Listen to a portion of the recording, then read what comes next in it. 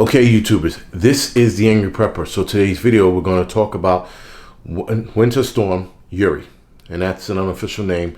But anyway, this winter storm is causing havoc from coast to coast. We saw last week, I think it was, that 100-car pileup in Texas. That was if you saw the video, that was something to see. 5 people died, and it turned in. Listen, all pileups are clusterfucks, but this one seemed to be by far the worst one I've ever seen. And even the aftermath just looked bad. And we all seen aftermaths of pileups, but nonetheless, this is possibly the worst one I've ever seen. So 27 states right now are affected by this storm. In Texas, 3 to 3.7 million people are without power because their electrical grid system was not able, or is not able, to handle cold for this long. Their equipment at the power plant has frozen, so now they're trying to get it back online. Obviously, no one thought that this cold would last this long. Now keep in mind, Texas is on its own power grid, so they don't get supplemental help from the federal government. They're on their own grid, which, listen, rightfully so, and I see why. The political aspect of this I'm going to talk about in the Angry Truth channel, which is pretty, like I said, not surprising, not disgusting, because it's what Democrats do. They try to kick people when they're down, but we're not going to get into that in this video. But nonetheless, they're already getting their balls broken for not being part of the federal electrical system support bullshit, whatever it is. So the reason for the electrical problems, as well as the cold, is that there was an increase in usage.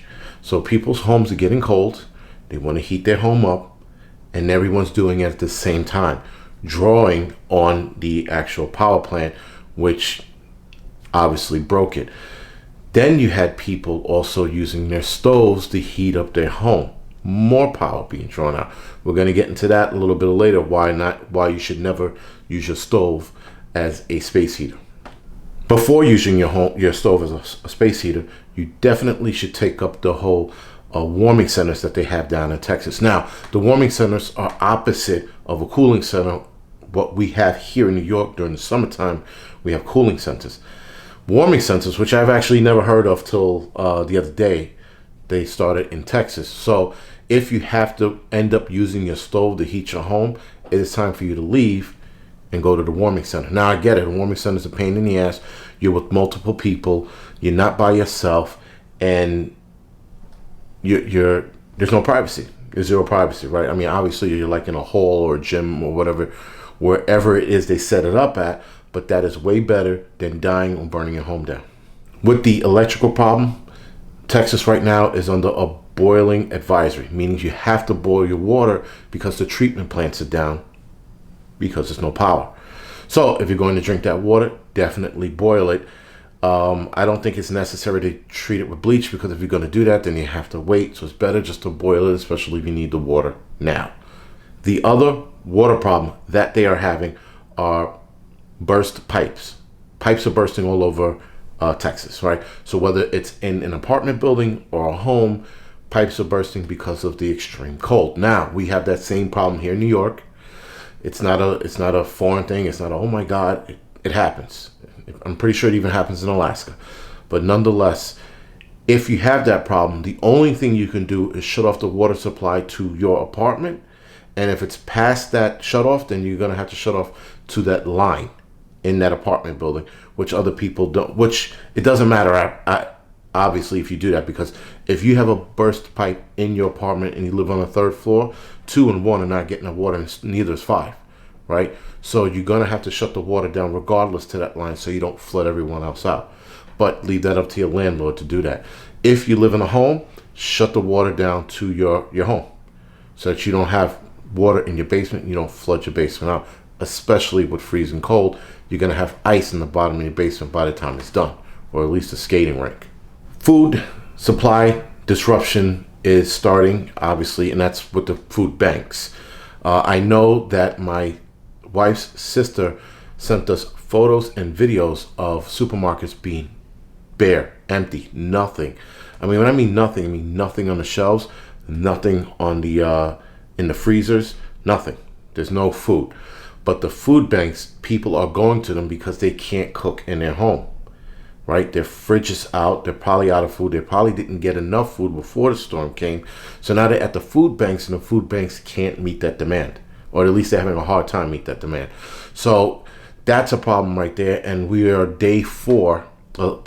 They are in day 4 of this disaster inside of a disaster. There's also going to be a gas shortage. Right now, there are lines upon lines in Texas. People are waiting up to 3 to 4 hours to get gas. This is a part of prepping. This is why prepping is so important. To avoid being on lines for food, gas, and water, this is why you have preps set aside. So you don't have to do that. So you don't have to end up on the line with everyone else. This is why preppers beat that drum to be prepared. Now, granted that this event happened and it hasn't happened in a long time, it's insane that they're even going through this. But now, after this is said and done, I'm hoping more people take prepping seriously. And I don't give a shit whether this happens in another 20 years from now or this happens every year. Everyone moving forward needs to be prepared for anything. I hope this is a lesson for those caught with their pants on. Because I know there are a lot of Texas preppers that are like, they got this. With the exception of the cold. I'm pretty sure a lot of people are caught off guard by this cold. This cold has killed up to 30 people now, which is insane. So with this cold killing people, a mother and daughter died in their car trying to heat their car. They're trying to stay warm, but they forgot to open up the garage door. So obviously they died from carbon monoxide. Now I'm going to get into carbon monoxide in a little bit towards the end of this. An older gentleman, and he wasn't that old, he was 50 years old, but he slipped on ice, hit his head, he died. A homeless guy found under an underpass, right?